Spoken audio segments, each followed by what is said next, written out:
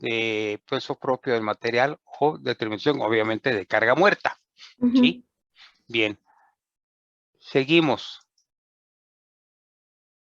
¿Sí se ve? Sí, sí. No, correcto. Unos se preguntarán, porque obviamente hay dos teorías para el concreto. La teoría elástica, que dio precisamente paso a la determinación plástica por la configuración en el diagrama que vimos de esfuerzo de formación, en que la teoría elástica era una línea, digamos, recta, y después había un quiebre, pero seguía aguantando, pero ya no era recto la deformación conforme a lo que estaba mostrándose en el laboratorio. Bien, ¿por qué si hay una teoría elástica y por qué una teoría plástica? Bueno, la tendencia a determinar el diseño límite o teoría plástica del concreto, ¿sí? Establece que en este caso las secciones de concreto se comportan inelásticamente bajo cargas elevadas, o sea, no es una situación de que me comprimo y me regreso, me comprimo y me regreso, es inelásticamente. Luego, con el empleo de la teoría elástica no se puede predecir con seguridad la resistencia máxima de los elementos, puesto que las deformaciones inelásticas no son tomadas en cuenta. Además, se desconoce el factor de carga, o sea, la carga máxima entre carga de servicio, que varía de estructura a estructura, según y depende precisamente del tipo de concreto que estemos usando. ¿Sí? Para este caso, en la teoría del diseño al límite, se puede el periodo del diseño al límite o diseño plástico, ¿sí? Viene siendo lo mismo. En la teoría de diseño al límite se puede seleccionar más racionalmente el factor de carga, o sea, nosotros inclusive ya en el reglamento de construcciones nos dan factores de carga para ser aplicados en nuestro concreto, para no tener que llegar al límite de ruptura, en donde aunque le quitemos el peso, ya sufre colapso la estructura correspondiente. Aquí hay un error, dice la curva, no la curva. La curva de esfuerzo de formación para el concreto no es lineal, ya lo vimos, y depende del tiempo. La deformación por flujo plástico para el concreto bajo cargas sostenidas puede ser varias veces mayor que la deformación inicial. O sea, nosotros cargamos el elemento, tiene una deformación y ahí lo dejamos cargado. Bueno, pues precisamente existe una deformación plástica que en ese momento se presentó, que es la deformación que tenemos, y una deformación que le llamamos precisamente flujo plástico. Se sigue deformando conforme a la carga, ¿sí? Y este flujo plástico puede ser varias veces mayor que la deformación inicial, por lo que la relación de módulos, el módulo de elasticidad entre el módulo de concreto puede ser aproximación bastante burda, por lo que tampoco se usa en esta teoría. Este N es utilizado para teoría elástica, ¿sí? En el diseño límite se utilizan reservas de resistencia, resultado de la distribución de esfuerzos. Ahorita los vamos a ver ya después con la teoría, ¿sí? Se utilizan con mayor eficiencia el refuerzo de alta resistencia y se pueden emplear secciones menos peraltadas, claro. En el límite elástico, conforme a esta teoría, haciendo el análisis de una viga, podemos encontrar que su ancho propuesto B, por decir algo, de 20 centímetros, en la teoría elástica del concreto nos da un peralte de 40. Y en la teoría plástica, teniendo ese mismo ancho B, nos da menor peralte. Entonces hay precisamente menor empleo volumétricamente hablando del concreto. Y el otro es, se permite evaluar la ductibilidad de la estructura en el rango inelástico.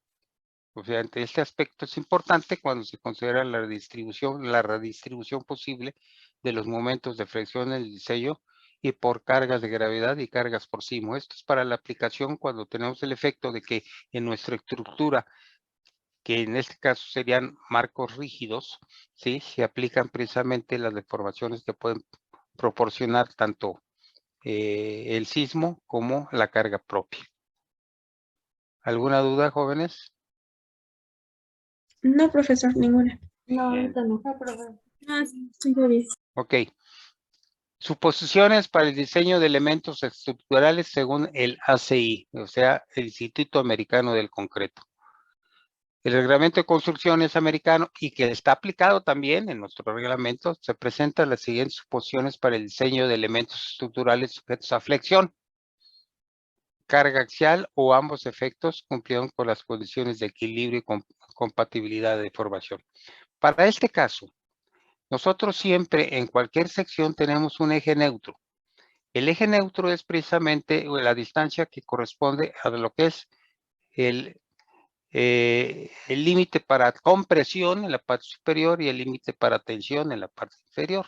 Ese eje neutro puede ser variable según las características tanto de la forma, ¿sí? Como en un momento dado de la carga que se aplique, porque pues, a la hora de aplicar la carga, este eje se mueve, ¿sí? Entonces tenemos que, considerando precisamente un elemento viga, que es lo que vamos a estar analizando, ¿sí? El diseño de vigas bajo esta teoría, vigas de concreto, establece que tenemos lo que corresponde al eje neutro y tenemos fibras neutras en la parte central. Aquí está considerando el elemento. ¿Sí? Luego tenemos lo que viene siendo la superficie neutra. Entonces aquí, haciendo un corte, que también lo podemos ver según esto, considerando eso, que lo podemos ver así.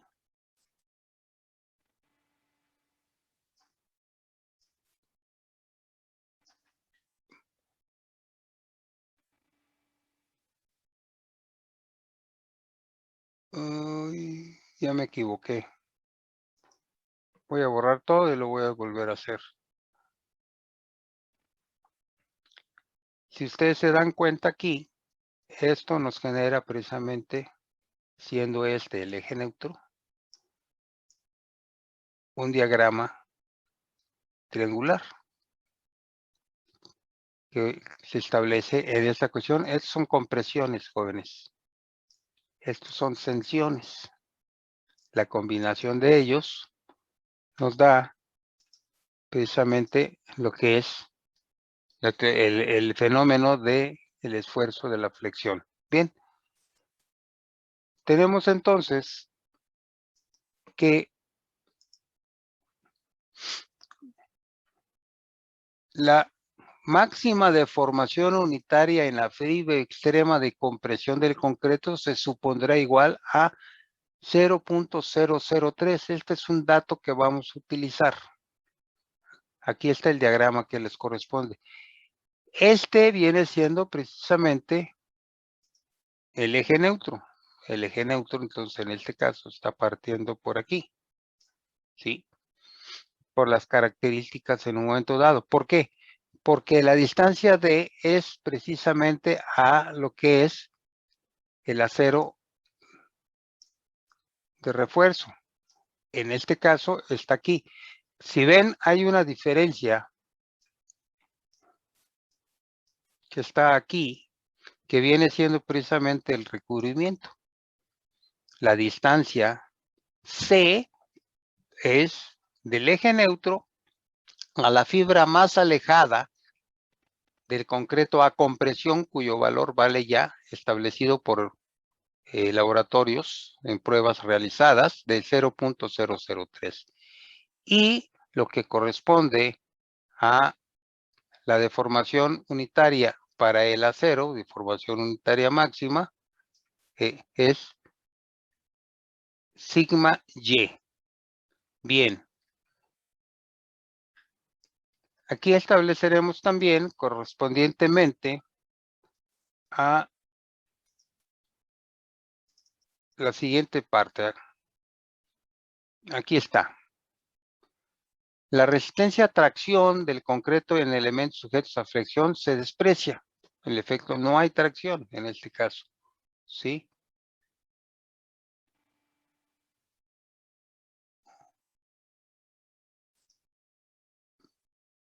Uy, ya le borré. ¿Ya lo siguen viendo? No, se quitó la presentación. Un poquito.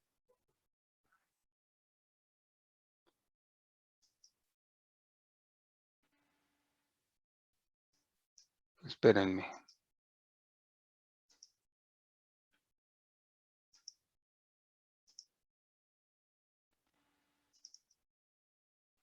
¿Ya aparece? Ya, profe. Ya, Ok. profe.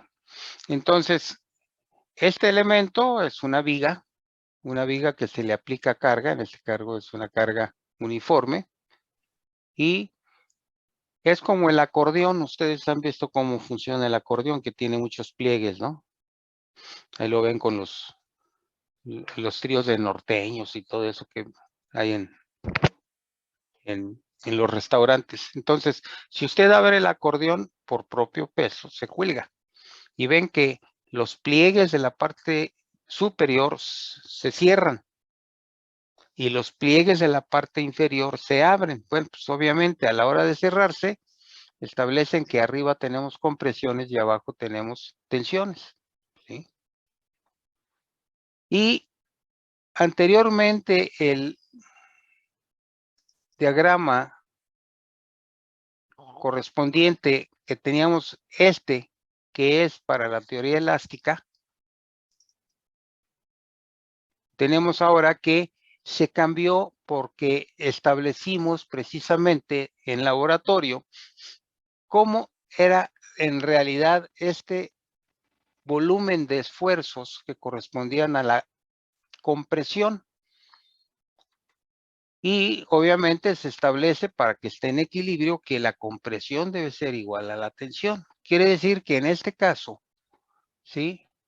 La compresión es igual a este volumen que teníamos, que es un volumen pues rectangular, parabólico, es raro, ¿no? Donde tenemos que es la fórmula que establecemos aquí. Y B viene siendo el ancho de la pieza y ahorita lo vamos a ver cómo está. Los requisitos, porque son hipótesis las que manejamos con respecto a lo que es el concreto, no es una situación, o sea, acuérdense, hipótesis es una manifestación o es una presentación teórica de un elemento que es fiable a ser rectificado o ratificado, o sea, que es manera de comprobarlo. Entonces, todos estos elementos, teóricamente hablando, son precisamente hipótesis. Los requisitos de suposición anterior se pueden considerar satisfechos si se emplea una distribución rectangular de esfuerzos en el concreto. O sea, en lugar de tener precisamente este volumen de esfuerzos, que es muy, bueno, cuesta trabajo determinar su centro de gravedad, o más bien su centro de figura, porque es ahí donde se aplica la compresión, ¿sí? Y la tensión, que es igual al área de cero por Fy, ¿sí? Los dos deben ser iguales.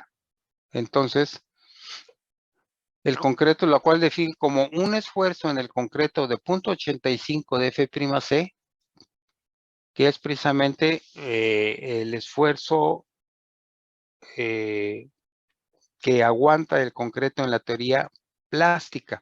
Para la teoría elástica el valor era 0.45.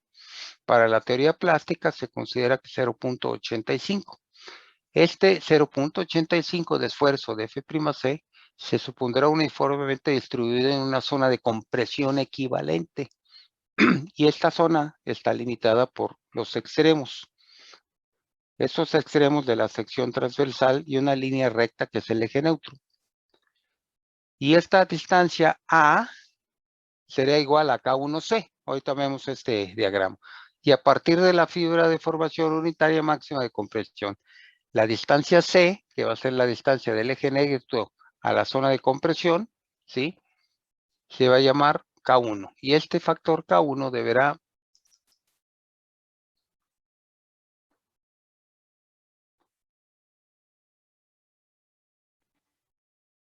perdón, pero empezó a cargar aquí ya. A establecerse y tomarse como 0.85 para la resistencia de F'C de 280 kilos por centímetro cuadrado. Cuando tengamos más de 200, hasta 280 kilos por centímetro cuadrado de F'C, ¿sí? Nuestro valor vale 0.85 de K1. Para valores mayores, se disminuirá en 0.05, entonces ahora será 0.80 por cada 70 kilos sobre centímetro cuadrado de resistencia correspondiente. Quiere decir que para hasta 350 kilos por centímetro cuadrado, el valor será 0.80 y mayor, el otro 5 será 0.75. Bien, ese diagrama que tenemos aquí, ¿sí? Que es el diagrama o la volumen real de esfuerzos, porque eso fue determinado en el laboratorio.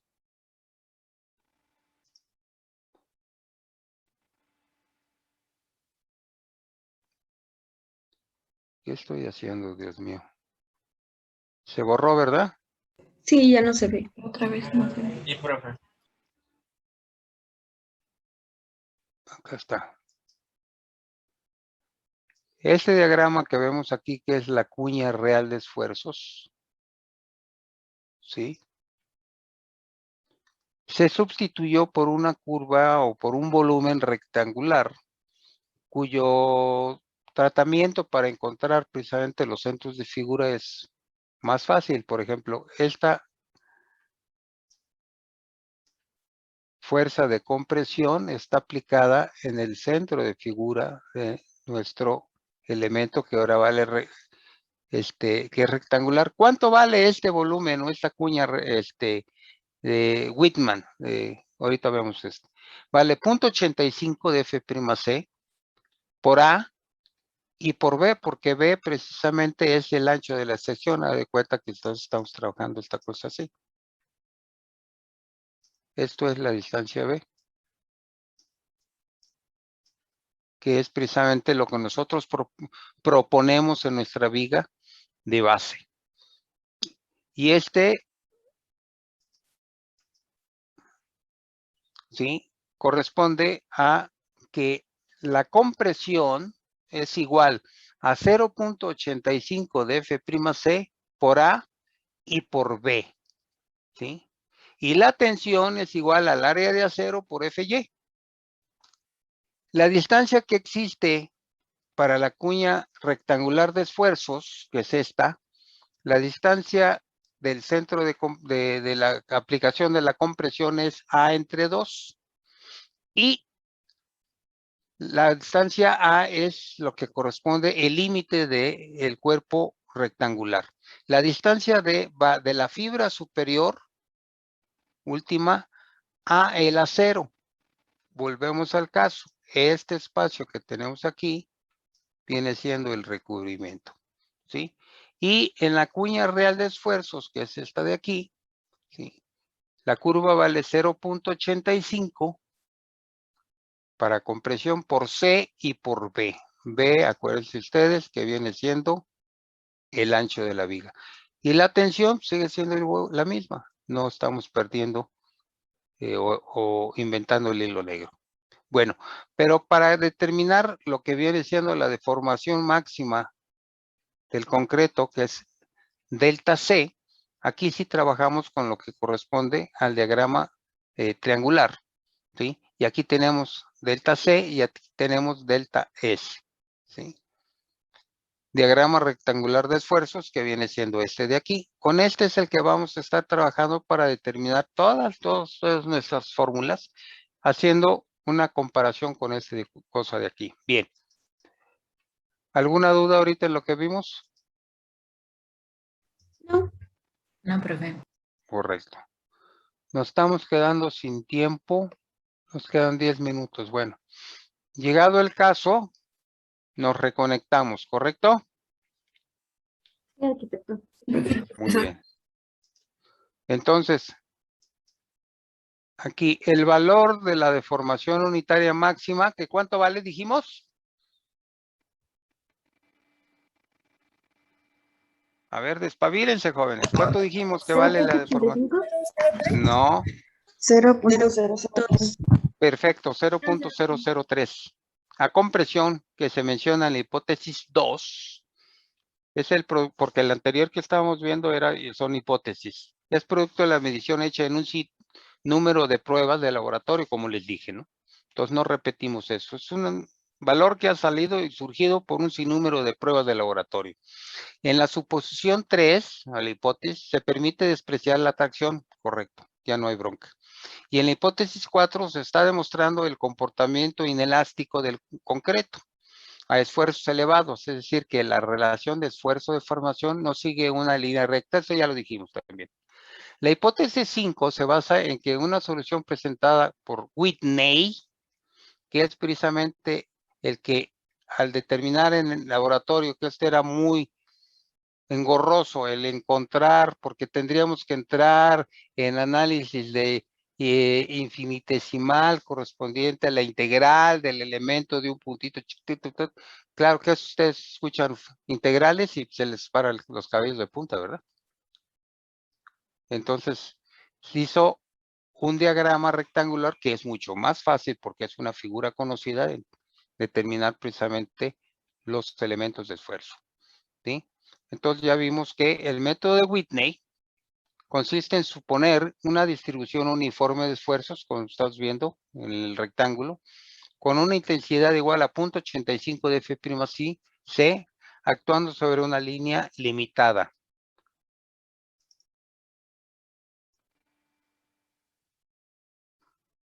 ¿Ahí lo vemos? Sí, todavía se ve. Profe. Ok, ya cambiamos de figura, ¿verdad? Sí. Ok. Limitada por los bordes de la sección transversal, una línea paralela al eje neutro, a una distancia A igual a K1C. Quiere decir que esta distancia A, ¿sí? Vale K1C también. A igual a K1C. Ahorita vamos a ver después qué viene siendo K1 y qué viene siendo K2, que son elementos que se aplican en factores para el concreto. Bien, pues aquí tenemos el diagrama rectangular de Whitney contra el diagrama real de esfuerzos o la cuña real de esfuerzos. La distancia total H, que vamos a ver precisamente en el diseño de vigas, es que al determinar el peralte le tendremos que agregar lo que consideramos según reglamento de recubrimiento para dar el peralte total o la altura de nuestra viga.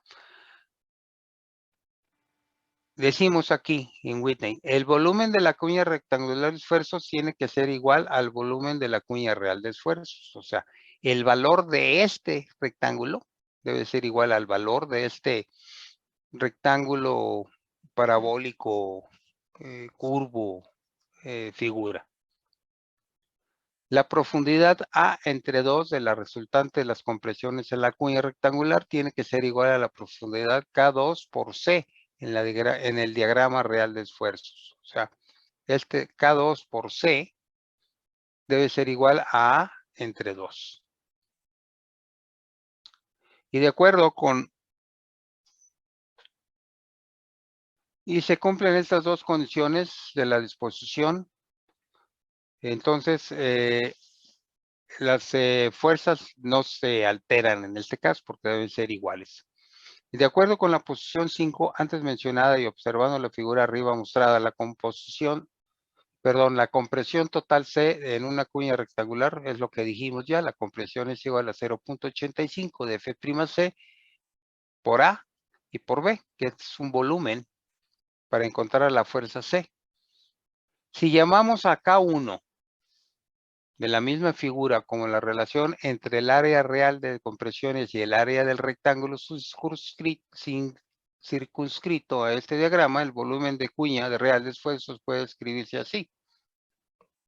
Quedan 4 minutos.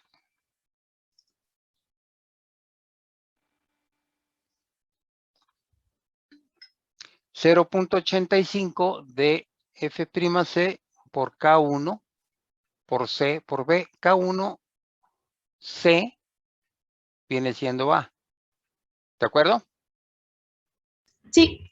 Igualando ambas expresiones, la anterior, siendo compresión, con esta que tenemos aquí, quiere decir que 0.85 de F'C por A y por B es igual a 0.85 de K1 por C por B. Y si despejamos a A vale igual a K1 por C, cosa que teníamos manejada precisamente en el... Aquí está, A es igual a K1 por C, ¿correcto? Sí, ¿Hasta aquí vamos bien o nos regresamos? no, vamos bien. Ok. La segunda condición a cumplir del diagrama rectangular es que la resultante de ambos, estos son los diagramas, se encuentra en la misma profundidad, o sea que en el rectangular la carga de compresión C contra el diagrama específico que ya dijimos raro, C, se encuentren a la misma profundidad, estableciendo la forma de la figura, ¿sí? Y esto se demuestra a continuación. K1C es igual a A entre 2, pero A es igual a K1, por lo que K1C es igual a A entre 2, ya lo habíamos visto.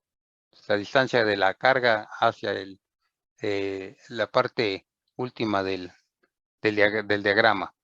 Es igual a K1C, por lo que K2 será igual a C igual a K1 entre C entre 2. Por esta situación que tenemos aquí. Entonces, de donde K2 es igual a la mitad de K1. Este valor se tomará igual a punto 425 para concretos de 280 y se dividirá en punto 025 por cada 70 kilos por centímetro cuadrado. Pero como esto es la mitad, esto se establece entonces que vale K1, K2 es la mitad de K1. Entonces, punto 425 por 2 les da 0.85. Y 0.85 se va disminuyendo en cada punto 0.5. Aquí trabajamos con la mitad para poder trabajarlo. Ahora, el factor de reducción de resistencia según el ACI, este es un factor de comportamiento de seguridad que lo vamos a todos los elementos sujetos a flexión. Phi será igual a 0.90, elementos reforzados en espiral 0.75, reforzados con otro tipo de elemento 0.70, cortante y torsión, correcto. Factor de carga. Este factor de carga se da precisamente para nuestros elementos que ya los aplicaremos porque son cosas que vamos a establecer dentro de lo que corresponde a nuestro ejemplo que vamos a empezar a trabajar. Bien, jóvenes, se nos acabó prácticamente el tiempo en este caso. Y aquí concluye la clase número 1, que es la clase que les voy a mandar precisamente al Dropbox. Pregunta, ¿alguna duda? Obviamente esto es teoría que vamos a aplicar cuando la apliquemos, porque vamos a deducir las fórmulas conforme el diagrama rectangular de esfuerzos para determinar lo que es el momento, lo que es el peralte, etcétera, etcétera. ¿Dudas? No, ninguna. No, Ok. profe. ¿Nos volvemos a conectar entonces? No, mañana nos vemos. ¿Ya no? Ah, ok. Bye, Gracias, bye. Luna. Vale, gracias, profesor. Gracias, hasta Gracias, luego. profe. Hasta luego, profe.